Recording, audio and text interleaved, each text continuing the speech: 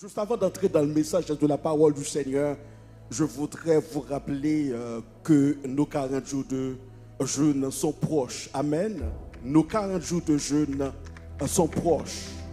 Dieu veut faire ou bien Dieu veut opérer de grands prodiges, mais cela dépend de nous. Dieu ne va pas agir sans nous. Donc si nous sommes disposés, tout comme Jacob a été disposé pour mettre sa vie en péril afin d'être béni par Dieu, et bien Dieu, il agira. Il est un Dieu qui agit. Amen. Notre Dieu est un Dieu qui agit. Donc, comme je viens de le dire, nos 40 jours de jeûne sont proches. Nos 40 jours de jeûne sont en train de se dessiner à l'horizon. Amen. Donc, ces formes, ces événements ou bien ces jours de jeûne sont en train de former. Amen. Il nous revient, chers frères et sœurs et amis, de faire les préparatifs nécessaires. C'est à nous, il nous revient de faire les préparatifs nécessaires. Quelques-uns de ces préparatifs, chers frères et sœurs et amis, consistent à prier pour ceux qui ne connaissent pas le Seigneur Jésus-Christ. Non seulement à prier pour ceux qui ne connaissent pas le Seigneur Jésus-Christ, mais également à être prêt à faire des sacrifices. Comme nous venons de le lire, comme nous venons de lire tout à l'heure, la parole du Seigneur nous dit, le sage s'empare des âmes. Le sage s'empare des sages. Nous qui sommes les justes, nous sommes des gens sages. Qu'est-ce que la sagesse? La sagesse, c'est l'intelligence appliquée. La sagesse, c'est l'intelligence appliquée. Donc, quelqu'un qui est sage, eh bien, c'est quelqu'un qui sait ce qu'il doit faire. Non seulement il connaît ce qu'il doit faire, il comprend ce qu'il doit faire. Amen. Donc, en tant que peuple du Seigneur, donc c'est notre devoir d'évangéliser ceux qui ne connaissent pas le Seigneur Jésus-Christ. Il ne revient pas aux anges de proclamer la bonne nouvelle de Jésus-Christ. C'est à nous qu'il revient de proclamer la bonne nouvelle de notre Seigneur Jésus-Christ. Certes, donc notre Seigneur Jésus-Christ nous a confié la tâche de proclamer sa bonne nouvelle. Cependant, il est naturel pour nous d'essayer de comprendre le pourquoi des choses. C'est pour cette raison, ce matin, je vais vous donner quatre raisons pour montrer qu'une âme est importante. Qu'une âme est si importante, est si précieuse. Je vais vous donner quatre raisons en ce matin. La première raison, c'est qu'une âme est la chose la plus chère au monde. Une âme, c'est la chose la plus chère au monde. Avec tout l'argent du monde, l'or, les diamants, les bâtiments, les gratte-ciel, on ne peut pas acheter une âme. On ne peut pas acheter une âme. Je viens de dire qu'avec tout l'argent du monde, donc ce que j'essaye d'évoquer, donc les réserves d'or des banques centrales, les réserves de pétrole, le PIB des nations, et combinés ne sauraient acheter une âme.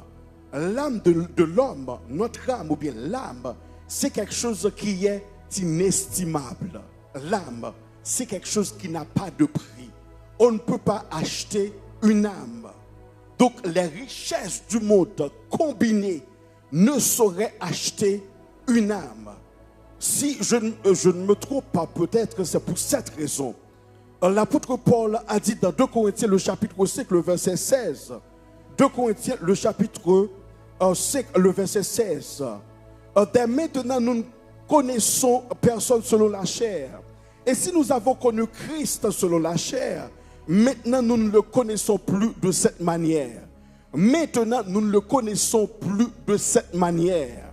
Chers frères et sœurs et amis, à chaque fois que vous rencontrez une personne, au lieu de vous arrêter à son apparence physique, à sa physionomie, à sa forme, ses contours, sa silhouette, etc., etc., eh bien, ouvrez plutôt vos yeux spirituels afin que vous puissiez contempler ce que la personne a en elle-même, c'est-à-dire son âme, la chose la plus précieuse au monde. Au lieu de vous arrêter à contempler les imperfections de cette personne, peut-être sa laideur, peut-être sa connaissance, je ne sais plus, eh bien, essayez d'ouvrir vos yeux spirituels afin de contempler l'âme de cette personne. Chaque personne, chaque être est vivant. Il y a quelqu'un qui dit, je pense, donc je suis. Si je peux penser, c'est que j'existe. Chaque personne a une âme. Chaque personne est dotée de quelque chose qui est précieuse. Quelque chose que l'argent ne peut pas acheter. Que quelqu'un dise, béni soit l'Éternel. Que quelqu'un dise, béni soit l'Éternel. Que quelqu'un dise, gloire à Jésus. Gloire à Jésus. Cette personne peut être votre maman. Cette personne peut être votre papa. Cette personne peut être un de vos enfants, une soeur, un frère, quelqu'un de la voisinage, un collègue de travail. Donc, au lieu de traiter cette personne suivant ses imperfections, traitez-la parce qu'elle a quelque chose de précieux qui est son âme. Il n'y a pas comme nous. Amen. Il n'y a pas comme nous. Il n'y a pas comme nous.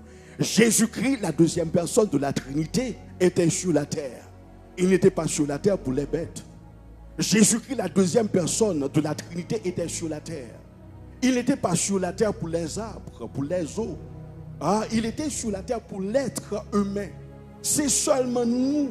C'est de nous seulement. La Bible nous dit dans Genèse, le chapitre 1er, le verset 26, faisons l'homme à notre image et à notre ressemblance. Amen. Nous avons l'empreinte du Dieu vivant. Amen. Nous portons ce trésor dans des vases de terre.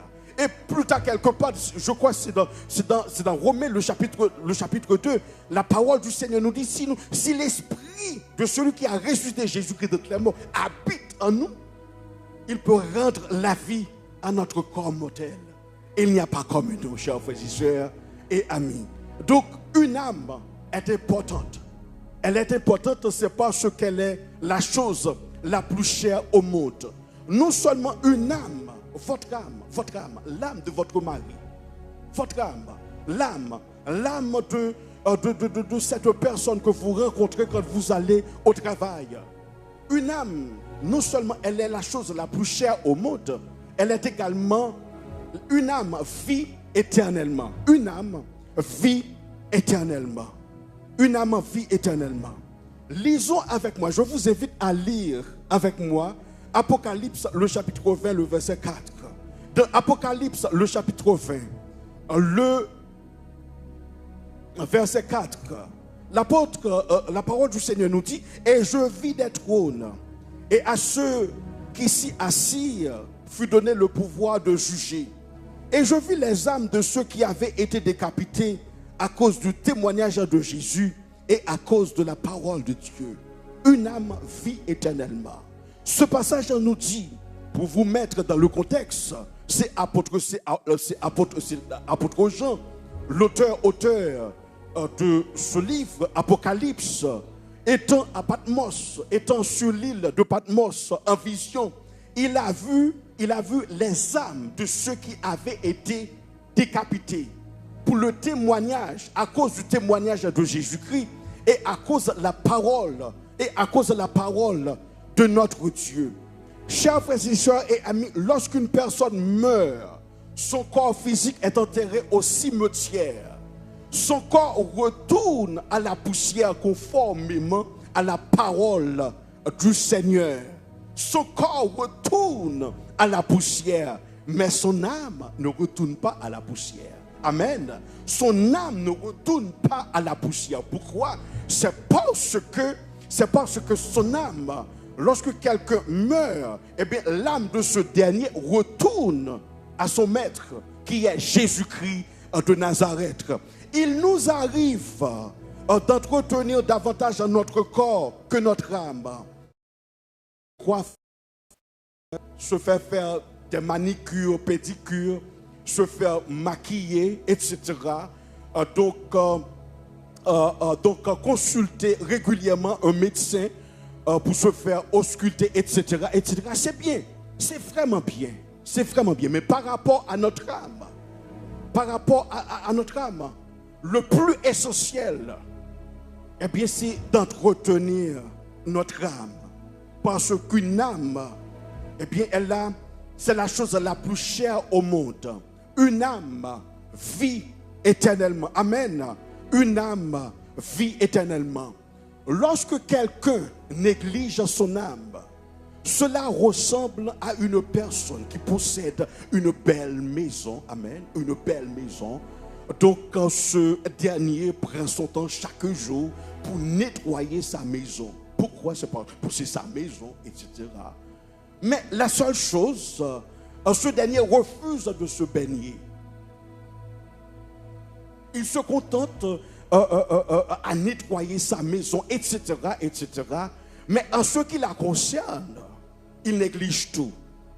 Donc, ceci nous dit que la personne accorde plus de valeur à la maison qu'elle-même.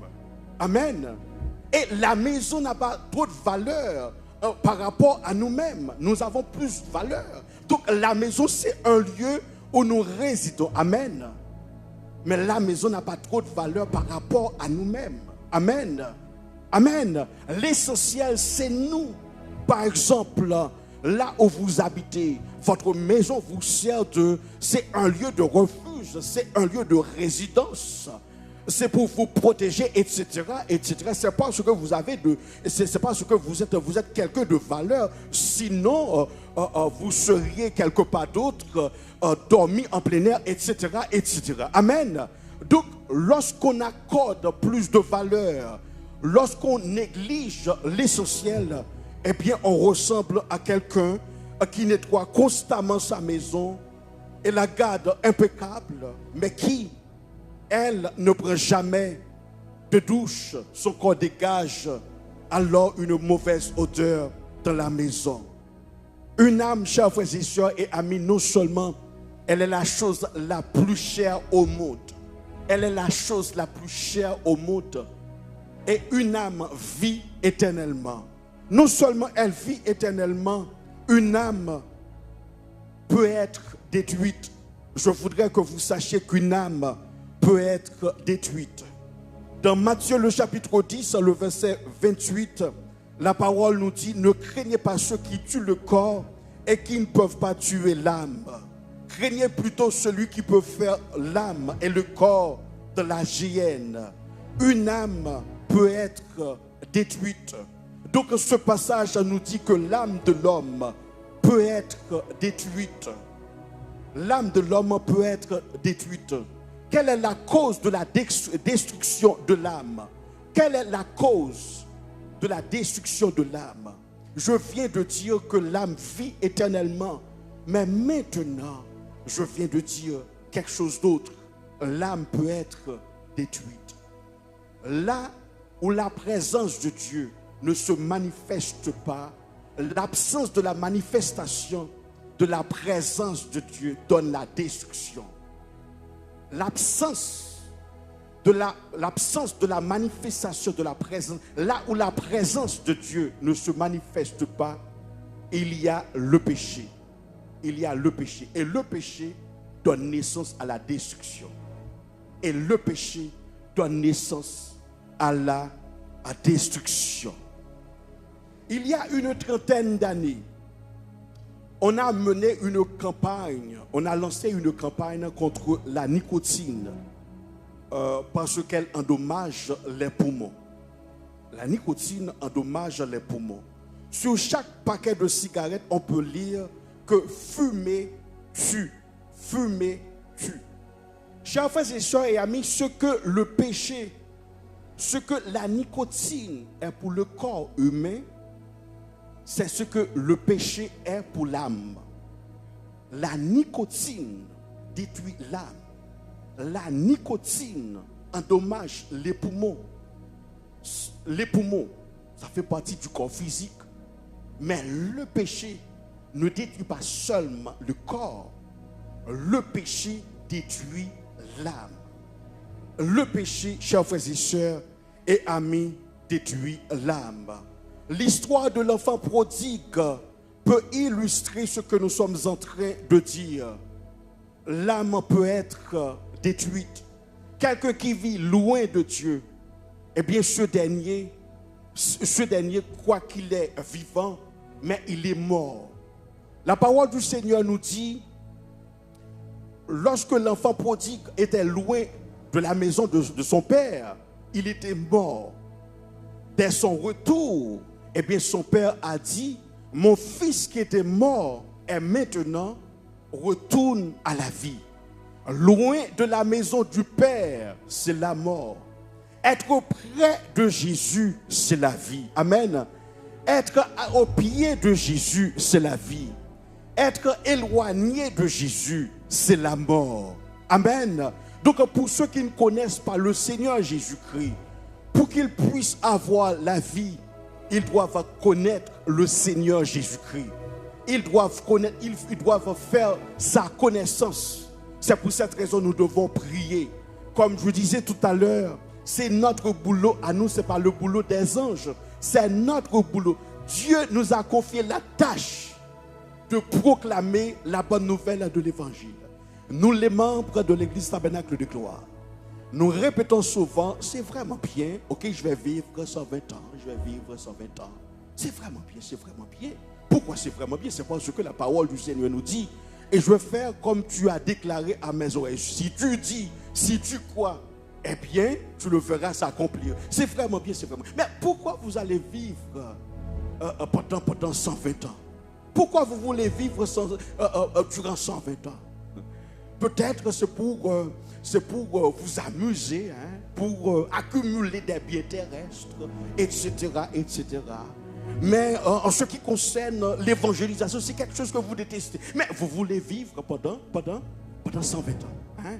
Vous ne voulez pas vivre le Seigneur, vous vous contentez seulement de venir à l'église. Vous ne faites pas partie d'un ministère. Mais vous voulez vivre pendant 120 ans. Après avoir rencontré le Seigneur Jésus-Christ, si Dieu n'avait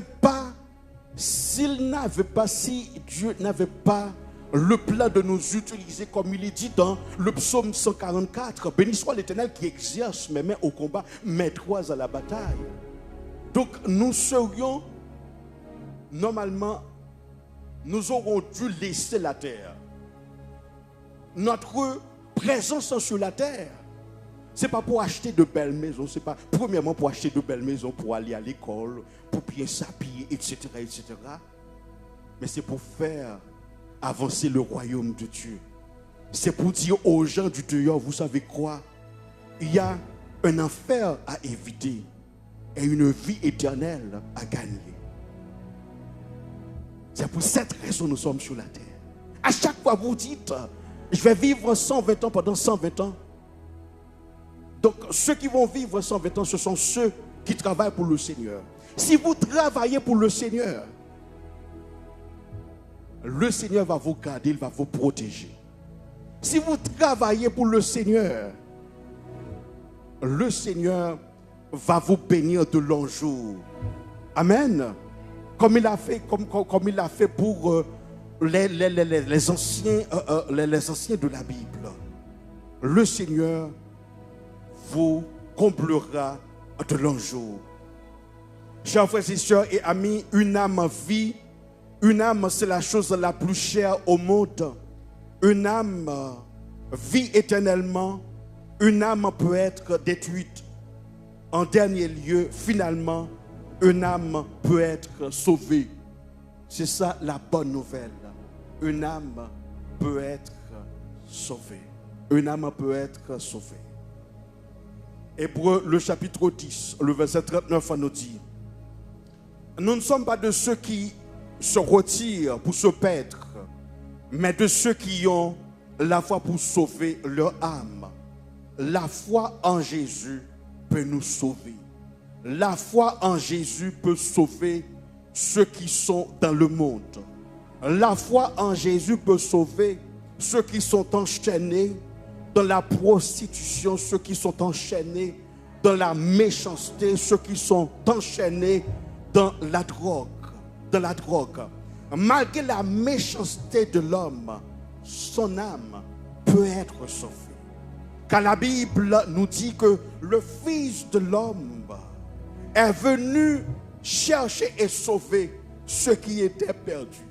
C'est comme si le Seigneur, lorsque Jésus était sur la terre, lorsque Jésus était sur la terre, il avait les yeux rivés sur ceux qui étaient perdus, ceux qui étaient méchants, ceux qui étaient malades.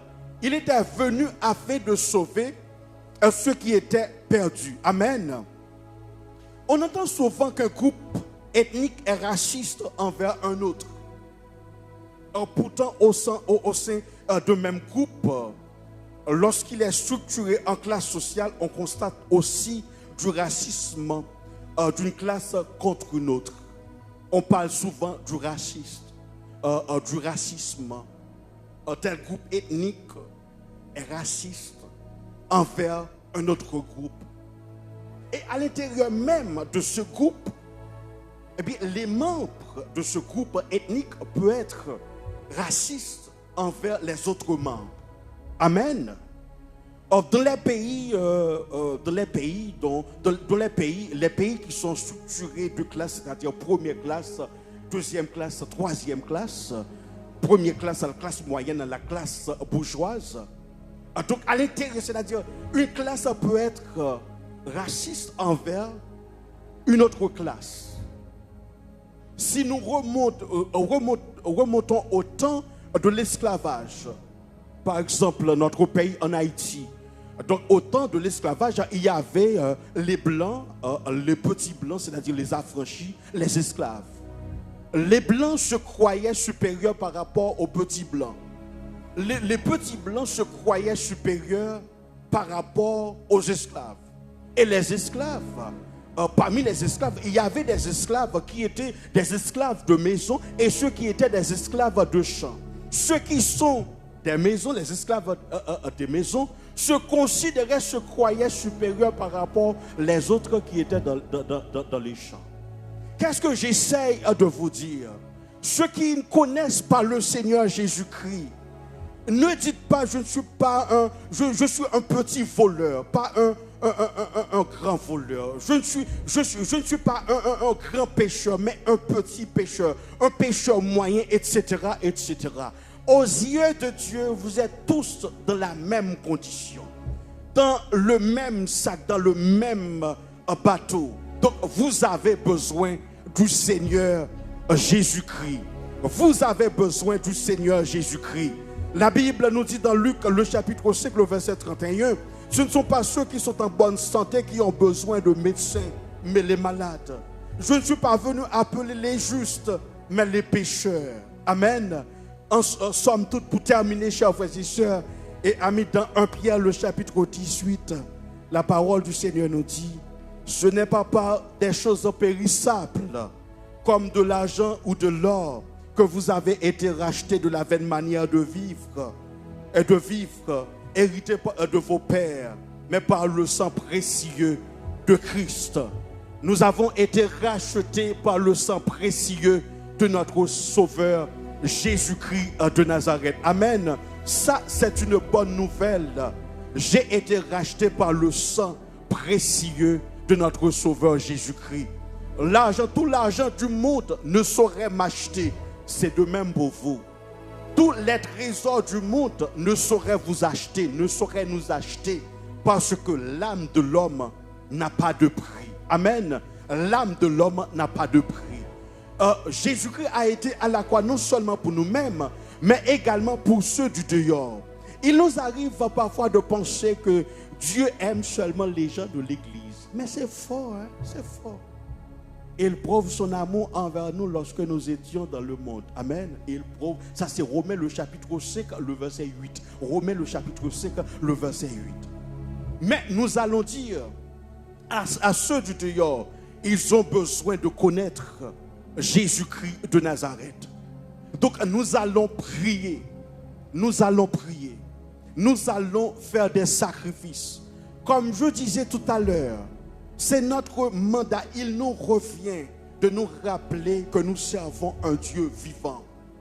De même, il nous revient de lever, de faire ce qui est nécessaire afin d'évangéliser nos voisins, nos voisines, afin d'évangéliser nos collègues de travail. Non seulement de leur dire que Jésus-Christ a été à la croix pour eux, mais nous allons mener une vie exemplaire.